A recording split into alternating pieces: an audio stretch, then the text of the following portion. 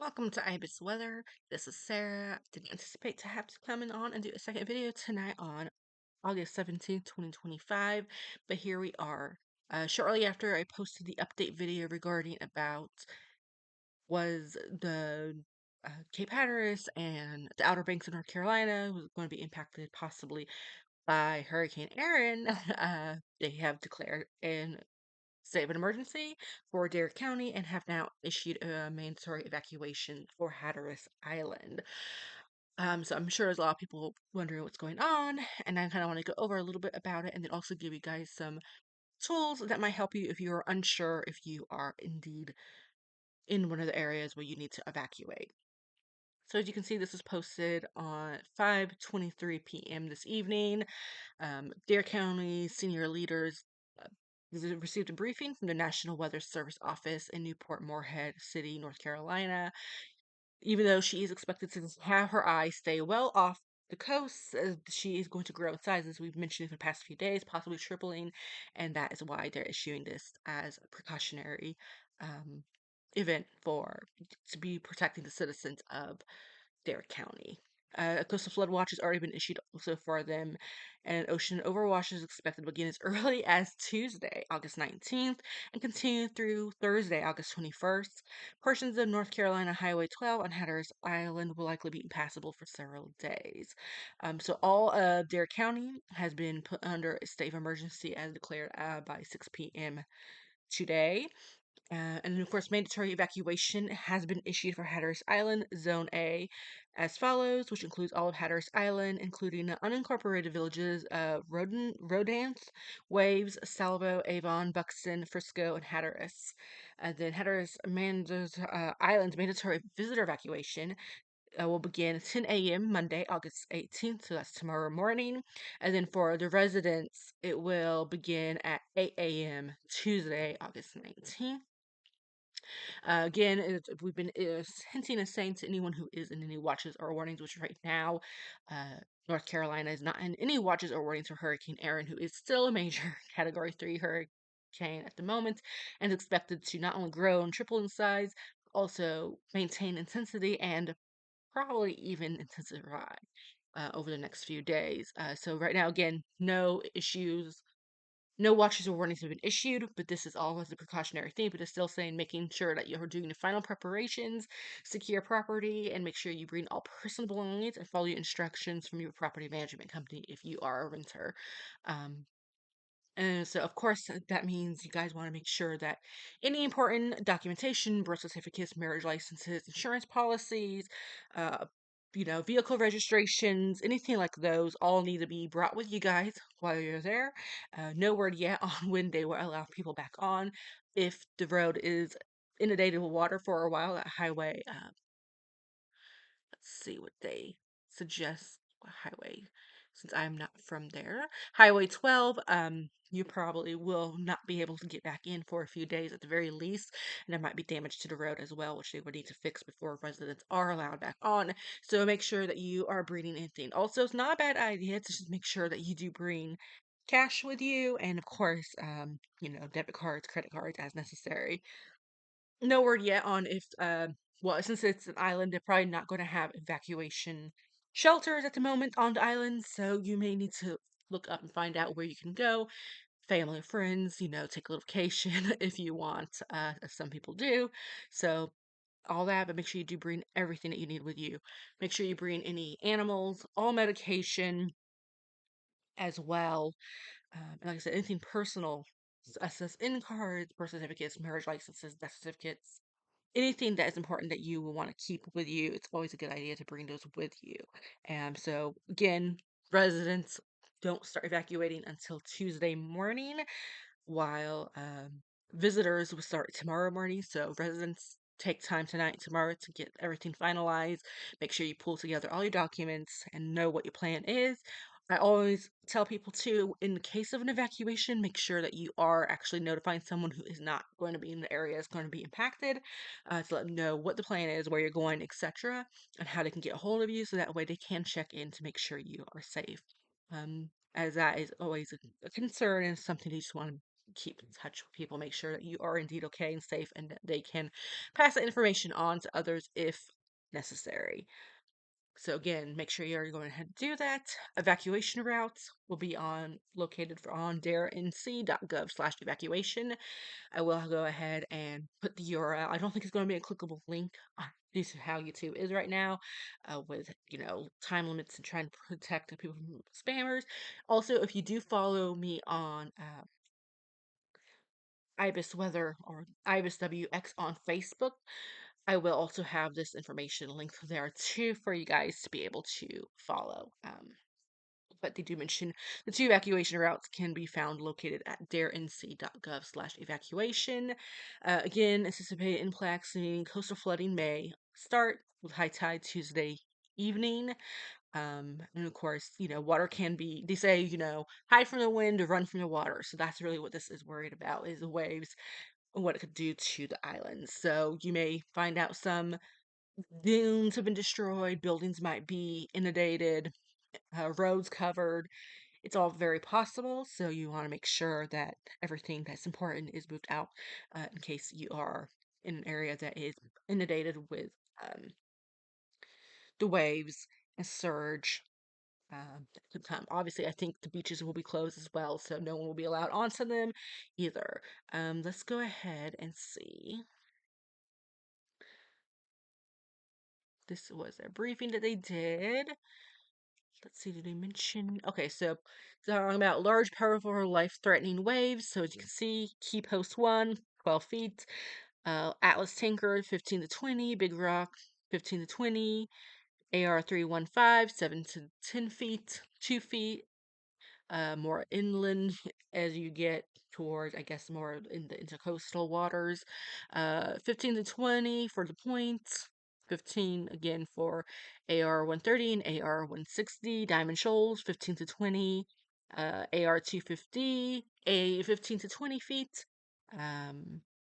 And like I said, the Pamlico Sound and Pamlico River, Alligator River, and Albemarle Sound will be 3 to 4 to 5. So this is the reason why that they are doing the evacuation order. Let's see, is there anything else here that could be useful?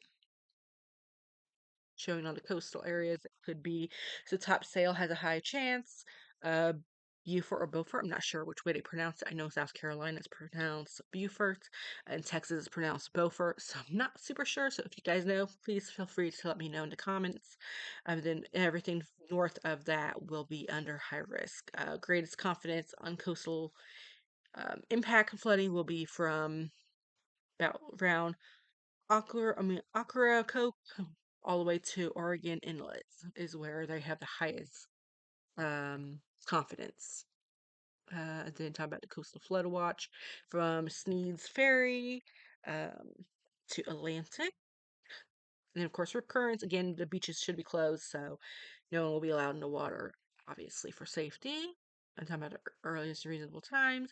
So, yes, by Tuesday night, you should be definitely prepared and moved inland if you are in Zone A in Dare County, North Carolina. Right now, they are the only ones who are okay, and then talking about window dust here. As I was saying, they are the only ones right now who does have a evacuation order, and it's only for Zone A. So this does not count Zone B or anything beyond that. Just for Zone A right now, and no other county right now. That might change in the next 24 hours or so. So make sure you pay attention. Follow me on YouTube and Facebook, and then of course make sure you're paying attention to the National Weather Service and following your local news stations as well, as they will probably and of course local emergency agencies, as they will likely go ahead and provide that information further as well. For tropical storm force Gus, again, I should say well off the core. As we mentioned in the previous video, she is growing physically in size, so her wind field and even rain shield is growing. So does that mean that you guys are going to get some of that? I mean, no one's thinking you guys are going to be getting full force tropical storm sustained, which is a good thing. But gusts can knock out power. So again, if you are evacuating or if you're in anywhere, maybe not an evacuation zone, but close to it, it would not be a bad idea to make sure that you are taking care of, making sure that you're going to have shelf stable food if you are not evacuating. Make sure you have your power banks and go ahead and charge them tomorrow into Tuesday. have batteries for flashlights that you may need. Um, and make sure you have everything that you need to be able to hunker down for a few days. Because, again, stores probably won't be able to get everything restocked in time. And then, again, for those areas, again, not an evacuation zone, so anything beyond that, it's not a bad idea to also have cash out in case that stores do go down with their ability to process card transactions. So additional briefings are expected daily through Thursday by 8 a.m. and 6 p.m. So if you are local to North Carolina, make sure you do follow up for the National Weather Service updates from Newport and Morehead City, North Carolina. Let's go back over here as well. And let's see. Again, swimming prohibited, as I mentioned. If you do have special needs, medical needs, or special needs, medical needs, they do have the registry so that someone can get assistance to be able to evacuate if they are indeed in Zone A. They do mention this information. And again, I will have this page linked on both Facebook and on YouTube in my information box there as well. I'll go ahead and try to also put some comments for some of these links as well for everyone, just so you guys have access to this. So in the first comment. So again, they will have that. So it's going to be darenc.gov/special needs. Offices are open from 8:30 a.m. to 5 p.m. on weekdays. So starting tomorrow at 8:30 a.m. If you do need assistance and need to register, please go ahead and register ahead before Tuesday. Preparedness information obviously will be ready northcarolina.org, so that's ready NC. Weather updates, they have a page for that, and then road conditions you can follow northcarolina.nc. on Facebook, X, and visit drivenc.gov. And then, of course, their county sheriff's office will also share local road conditions on their Facebook. For local updates and alerts, they do mention also how you can sign up for emergency alerts and beach and ocean conditions. So for alerts, that will be obxalerts.com.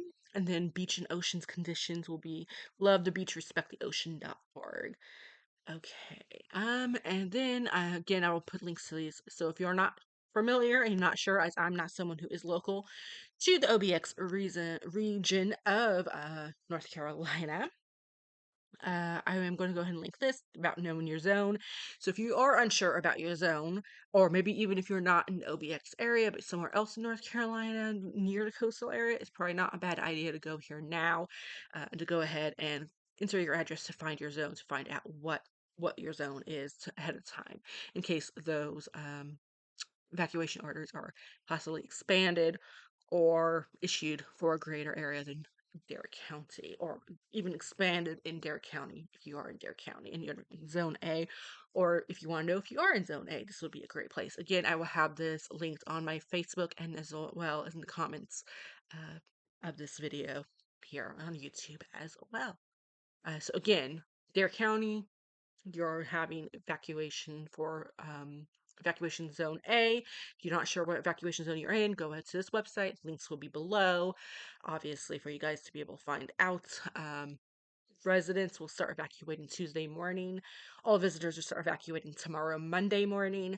Now is the time to prepare. Make sure that you're having your kits ready, even if you're not in Zone A, but you're in any of the other zones and nearby.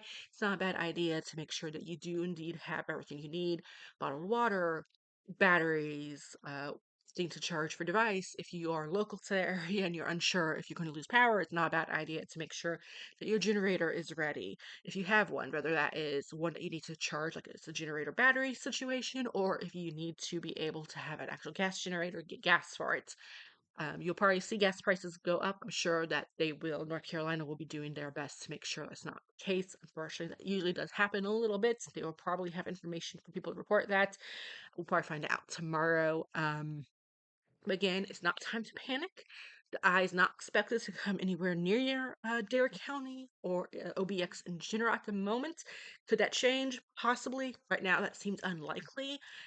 She is still moving west-northwest, so if she continues to track west more further and doesn't make the turn tonight as she expected, we might be talking a different situation tomorrow morning on Monday, but as of right now, here on Sunday, this is what we do know and are expecting. So, again, make sure you do follow up for updates from your local news, weather service, and of course, their county officials as well.